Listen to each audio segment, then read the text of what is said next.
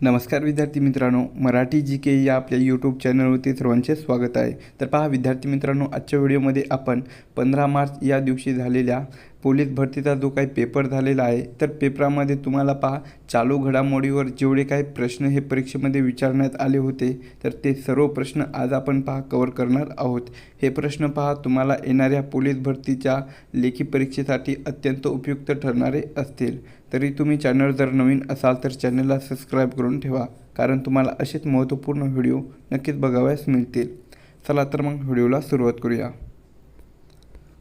तर पहा प्रश्न क्रमांक पहिला असा होता, हार्मुझची सामुद्रधुनी कोणत्या दोन जलाशयांना जोडते? तर हार्मुझची सामुद्रधुनी ही पहा ऑप्शन क्रमांक 1 इराणचे आखात आणि ओमानचे आखात या दोन जलाशयांना जोडते। प्रश्न क्रमांक दुसरा, महाराष्ट्र राज्याचे पोलीस महासंचालक कोण आहेत? तर महाराष्ट्र राज्याचे सध्याचे पोलीस महासंचालक कोण आहेत? तर ते ऑप्शन क्रमांक 2 श्री सदानंद दाते आहेत। प्रश्न क्रमांक तिसरा, T20 क्रिकेट विश्वचषक 2026 या स्पर्धेमध्ये एकूण किती संघांनी सहभाग घेतलेला होता?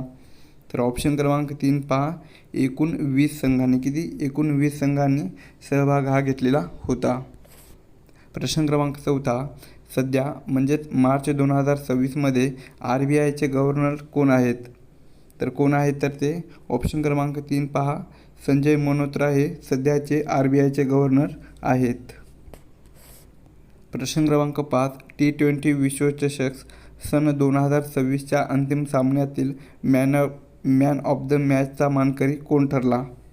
तर ऑप्शन क्रमांक 2 पहा जसप्रीत बुमराह कोण ठरलेला आहे? जसप्रीत बुमराह हा ठरलेला आहे। प्रश्न क्रमांक 6, महाराष्ट्राचे सध्याचे राज्यपाल कोण आहेत?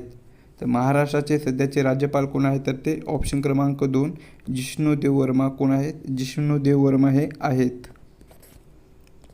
प्रश्न क्रमांक 7, 2024मधील उन्हाळी ऑलिम्पिक स्पर्धा कुठे झालेली होती? तर 2024मधील उन्हाळी ऑलिम्पिक स्पर्धा ही पहा ऑप्शन क्रमांक 2 पॅरिस जे की फ्रान्स या देशामध्ये आहे, तर या ठिकाणी झालेली होती। प्रश्न क्रमांक 8, कोणता मासा हा महाराष्ट्र राज्य मासा म्हणून घोषित करण्यात आलेला आहे? तर ऑप्शन क्रमांक 4 पहा सिल्वर पॉम्पलेट कोणता आहे? सिल्वर पॉम्पलेट या माशाला महाराष्ट्राचा राज्य मासा म्हणून घोषित करण्यात आलेला आहे। प्रश्न क्रमांक 9, ब्रिक्स संघटनेत खालीलपैकी कोणता देश समाविष्ट नाही? तर ब्रिक्स संघटनेमध्ये पहा ऑप्शन क्रमांक 3 अमेरिका कोणता देश? अमेरिका हा देश समाविष्ट नाही। प्रश्न क्रमांक 10, सन 2026चा धर्मेंद्र देओल यांना मरणोत्तर कला क्षेत्रामध्ये डॅश हा पुरस्कार देण्यात आलेला आहे? तर धर्मेंद्र देओल यांना पहा मरणोत्तर कला या क्षेत्रामध्ये ऑप्शन क्रमांक 2 पद्मविभूषण कोणता? पद्मविभूषण हा पुरस्कार देण्यात आलेला आहे। प्रश्न क्रमांक 11, भारताच्या सर्वोच्च न्यायालयाचे वर्तमान सरन्यायाधीश कोण आहेत? तर भारताच्या सर्वोच्च न्यायालयाचे वर्तमान सरन्यायाधीश हे पहा ऑप्शन क्रमांक 1 जस्टिस सूर्यकांत शर्मा आहेत। प्रश्न क्रमांक 12, कृत्रिम बुद्धिमत्ता म्हणजेच आर्टिफिशियल इंटेलिजन्स क्षेत्रात ChatGPT कोणत्या कंपनीने बनवले? तर ChatGPT हे पहा ऑप्शन क्रमांक 1 OpenAI कोणत्या? OpenAI या कंपनीने बनवलेले आहे। प्रश्न क्रमांक 13, भारताचे वर्तमान चीफ ऑफ डिफेन्स स्टाफ म्हणजे CDS कोण आहेत? तर भारताचे वर्तमान चीफ ऑफ डिफेन्स स्टाफ हे पहा ऑप्शन क्रमांक 4 जनरल अनिल चौहान आहेत। कोण आहेत? जनरल अनिल चौहान हे आहेत। प्रश्न क्रमांक 14, इराणमध्ये अडकलेल्या भारतीयांना सुरक्षितपणे मायदेशात म्हणजेच भारतात परत आणण्यासाठी राबवलेली विशेष मोहीम कोणती होती? तर कोणती होती? तर ती ऑप्शन क्रमांक 4 पहा ऑपरेशन सिंधू कोणती? ऑपरेशन सिंधू ही विशेष मोहीम राबवलेली होती। प्रश्न क्रमांक 5, सत्या नडेला हे कोणत्या कंपनीशी संबंधित आहेत? तर सत्या नडेला हे पहा ऑप्शन क्रमांक 3 मायक्रोसॉफ्ट या कंपनीशी ते संबंधित आहेत। प्रश्न क्रमांक 16, भारतीय अंतराळ संशोधन संस्थेचे म्हणजेच इस्रोचे वर्तमान अध्यक्ष कोण आहेत? तर इस्रोचे वर्तमान अध्यक्ष कोण आहेत? तर ते ऑप्शन क्रमांक 2 श्री VN नारायणन कोण आहे? श्री V नारायणन आहेत। प्रश्न क्रमांक 17, 2025च्या 67व्या महाराष्ट्र केसरी स्पर्धेचा विजेता कोण ठरलेला होता? तर कोण ठरलेला होता तर ते ऑप्शन क्रमांक 2 पृथ्वीराज मोहोळ हा ठरलेला होता. प्रश्न क्रमांक 18 नोबेल शांतता पुरस्कार कोणत्या देशात दिला जातो? तर नोबेल शांतता पुरस्कार हा ऑप्शन क्रमांक 1 नॉर्वे, कोणत्या नॉर्वे या देशात दिला जातो. प्रश्न क्रमांक 19 हार्मुझची सामुद्रधुनी कोणत्या दोन देशाच्या दरम्यान आहे? तर हार्मुझची सामुद्रधुनी ही जी आहे तर ती ऑप्शन क्रमांक 3 इराण आणि ओमान काय आहे? इराण आणि ओमान या दोन देशादरम्यान आहे. प्रश्न क्रमांक 20 सध्या भारताचे परराष्ट्र सचिव कोण आहेत? तर सध्या भारताचे परराष्ट्र सचिव कोण आहेत तर ते ऑप्शन क्रमांक 2 विक्रम मिस्त्री. कोण आहेत? विक्रम मिस्त्री हे आहेत. प्रश्न क्रमांक 21 नव्याने घोषित झालेले सिमलीपाल राष्ट्रीय उद्यान कोणत्या राज्यामध्ये आहे? तर नव्याने घोषित झालेले जे सिमलीपाल हे जे राष्ट्रीय उद्यान आहे तर ते ऑप्शन क्रमांक 3 ओडिसा, कोणत्या राज्यामध्ये आहे? ओडिसा या राज्यामध्ये आहे. प्रश्न क्रमांक 22 G20 शिखर परिषद 2023 ही कुठे झालेली होती? तर G20 शिखर परिषद 2023 ही जी आहे तर ती ऑप्शन क्रमांक 3 नवी दिल्ली या ठिकाणी, कुठे? नवी दिल्ली या ठिकाणी झालेली होती. प्रश्न क्रमांक 23 खालीलपैकी कोणते ऑपरेशन हे भारताने पहलगाम दहशतवादी हल्ल्यातील सूत्रधारांना खात्मा करण्यासाठी राबवले होते? तर कोणते ऑपरेशन राबविलेले होते तर ते ऑप्शन क्रमांक 4 ऑपरेशन ऑल आऊट. कोणते? ऑपरेशन ऑल आऊट हे राबविलेले होते. प्रश्न क्रमांक 24 खालीलपैकी कोण MPSCचे नवीन अध्यक्ष आहेत? तर ऑप्शन क्रमांक 2 विवेक भीमनवार. विवेक भीमनवार हे MPSCचे नवीन अध्यक्ष आहेत.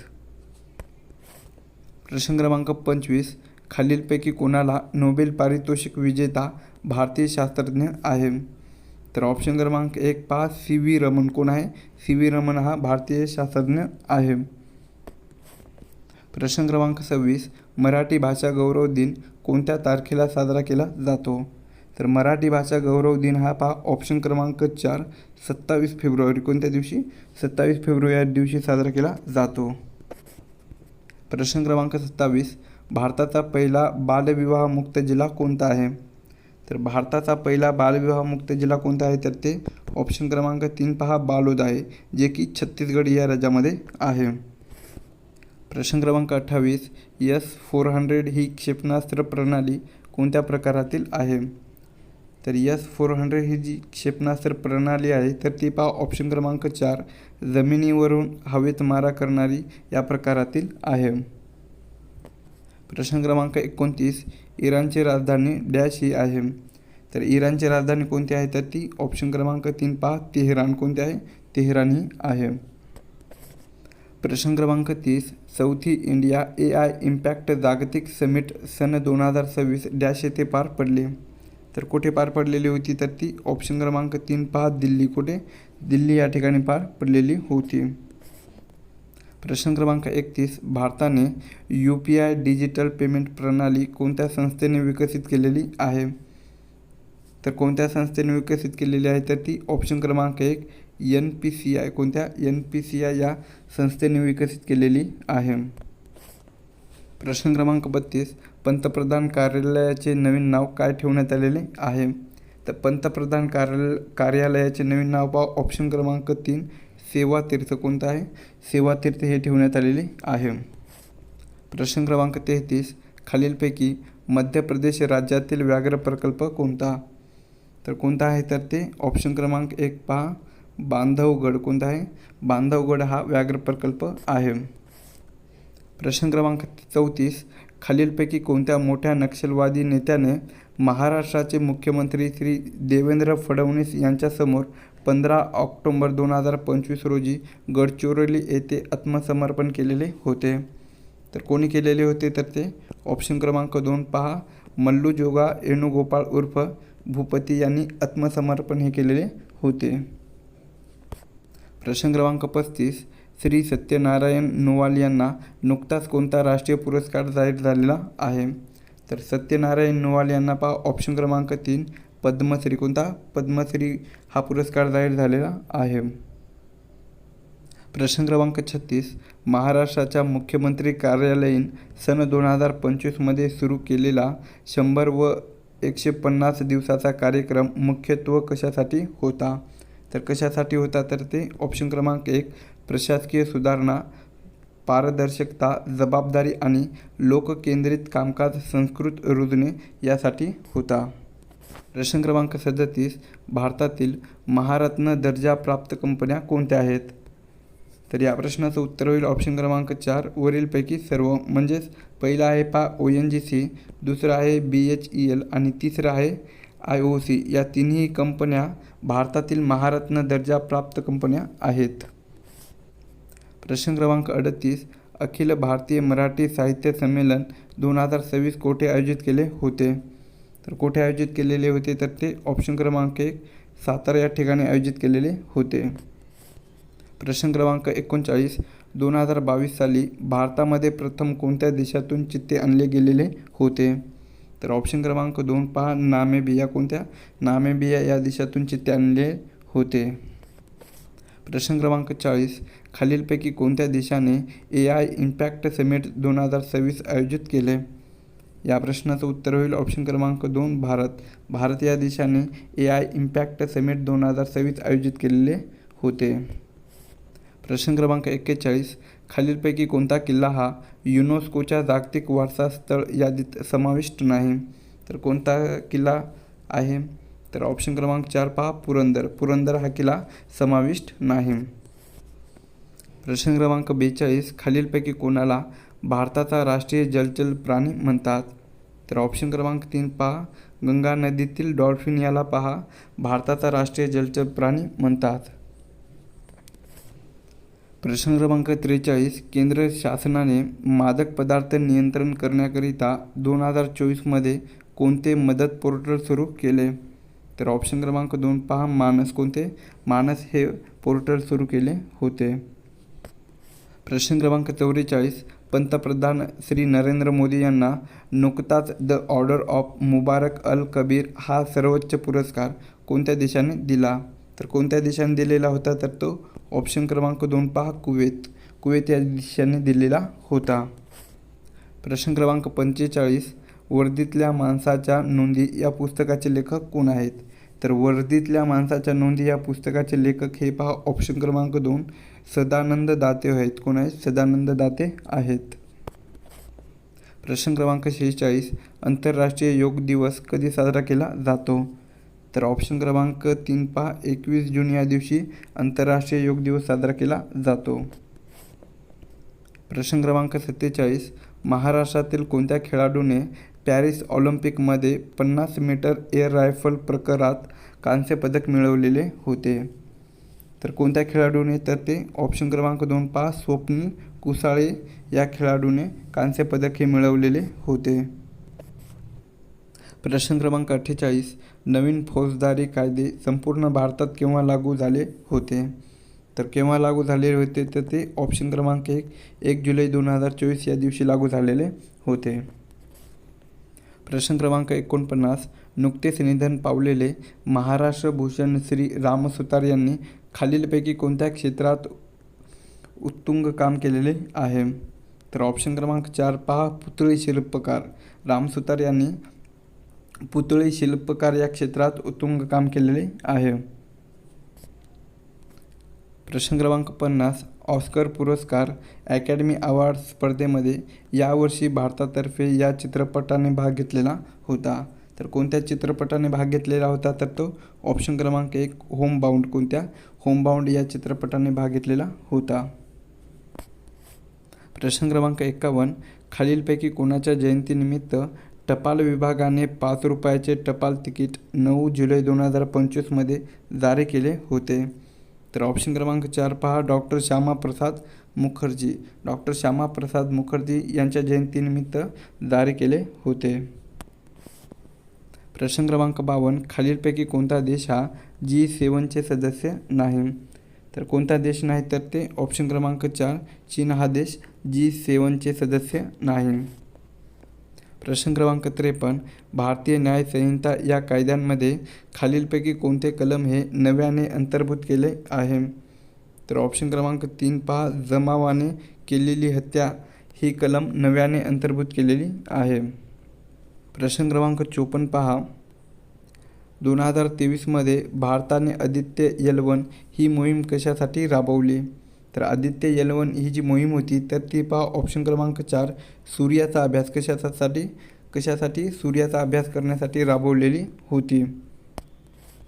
प्रश्न क्रमांक 55, COP हा शब्द खालीलपैकी कोणत्या विषयाशी संबंधित आहे?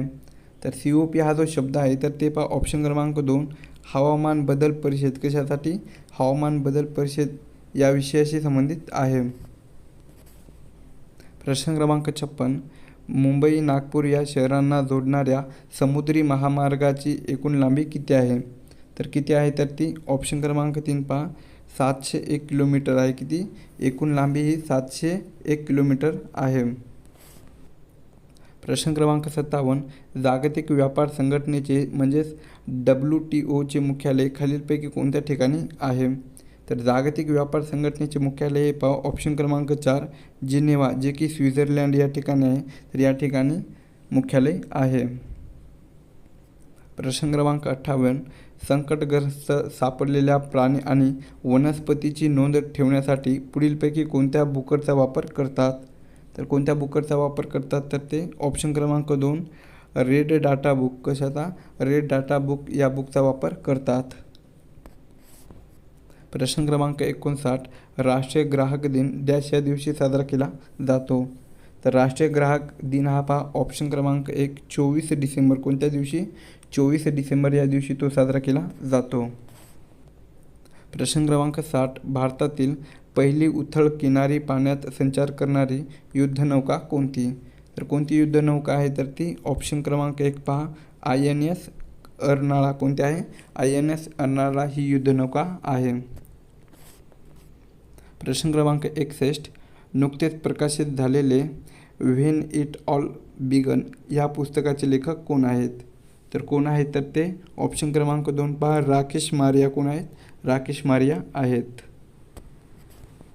प्रश्न क्रमांक 65, भाभा अणुसंशोधन केंद्राचे मुख्यालय कुठे आहे? तर भाभा अणुसंशोधन केंद्राचे मुख्यालय पहा ऑप्शन क्रमांक 3, मुंबई या ठिकाणी आहे. प्रश्न क्रमांक 63, हेल्पलाईन क्रमांक 1930 हा टोल फ्री नंबर कशासाठी आहे? तर ऑप्शन क्रमांक 3 पहा, सायबर क्राईम. कशासाठी आहे? सायबर क्राईम यासाठी आहे. प्रश्न क्रमांक 64, पद्मश्री पुरस्कार प्राप्त सुनीता पुनिया ही कोणत्या खेळाशी संबंधित आहे? तर सुनीता पुनिया ही जी खेळाडू आहे तर ती पहा ऑप्शन क्रमांक 1, हॉकी. कोणत्या? हॉकी या खेळाशी संबंधित आहे. प्रश्न क्रमांक 65, न्यूयॉर्क शहराचे मेयर पदासाठी नुकतीच कोणाची निवड झालेली आहे? तर न्यूयॉर्क शहराचे मेयर पदासाठी पहा ऑप्शन क्रमांक 1, जोहरान ममदानी. कोणाची? जोहरान ममदानी यांची निवड झालेली आहे.